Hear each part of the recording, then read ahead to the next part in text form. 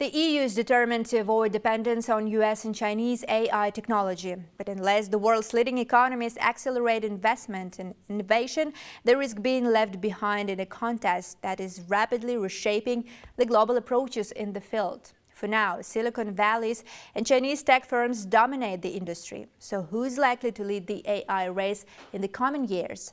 Baltran Samigulina talked to analysts.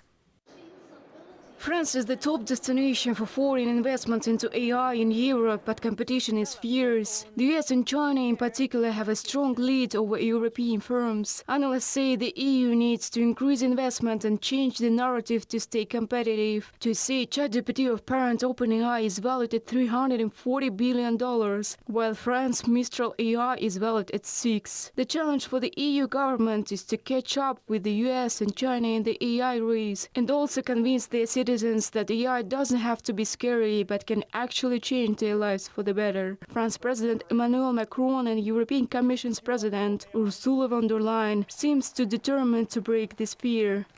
Too often, I hear that Europe is late to the race, while the United States or China have already gotten ahead. I disagree, because the AI race is far from being over.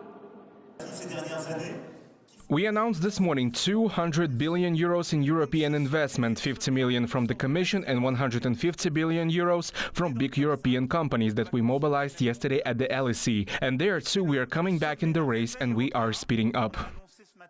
Up to now, the AI landscape has been dominated by the US with the big tech companies like Microsoft, Nvidia, Google, Meta, and firms like OpenAI and Anthropic. But China has been hot on its heels. In January, Chinese AI chatbot DeepSeek burst onto the scene, creating waves all over the world, not least because it appeared to be able to outperform other AI platforms at a fraction of the cost. The timing was a blow for Washington, D.C., just a week after US President Donald Trump unveiled a $500 billion AI infrastructure plan in America. The release of DeepSeek AI from a Chinese company should be a wake-up call for our industries that we need to be laser-focused on competing to win. Chinese AI firms now issue more patents than any other country, and the rise of DeepSeek shows it's capable of challenging the dominant US giants with products too. The cost of the DeepSeek big models training and reasoning has been greatly reduced. It only costs $0.11 to input 1.5 million words. On the first day of DeepSeek's launch, 15,000 new users came to use it, which is a staggering number. The rise of Chinese AI chatbot DeepSeek has taken the world by storm, but it's part of a wider trend. Chinese apps are rising up the charts around the world. TikTok, CapCut, Xi'an, Timo, to name a few. And it's not just on our phones. China is becoming dominant in many other areas of tech. In electric cars and drones, for example, China rules these keys too, as noticed by Blaine Curcio, expert in the intersection of China and cutting-edge technology. I just saw a couple of days ago the company BYD, they're releasing an electric vehicle. All of their electric vehicles will soon have a kind of self-driving software.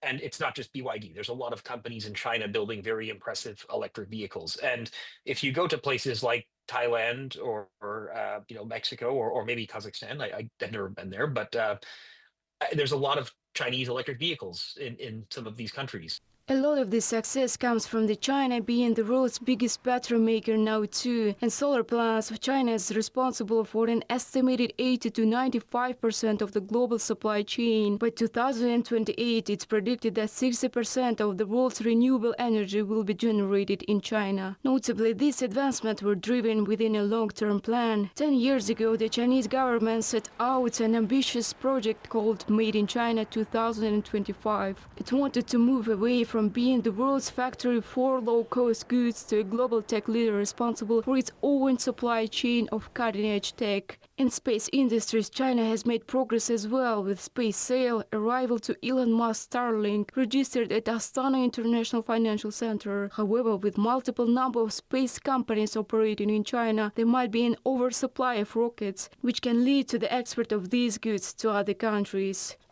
Like with electric cars, where we've seen China exporting electric cars at very competitive prices, we may see eventually China export rocket launch services at very competitive prices because they might have too many rockets or satellites or satellite propulsion systems or whatever else we want to talk about. But yeah, there's going to be a lot of factories being built in China for space related things. But China hasn't succeeded in all its 2025 goals. It's still years behind other countries in chip making, with progress set to get even worse thanks to more sanctions and controls. Plus, the US government and private firms are investing much funds into staying ahead in technologies. This increased research and development funding is going to ensure that the United States and China lead the world in the industries of the future. Marjan Samigulina, New Time.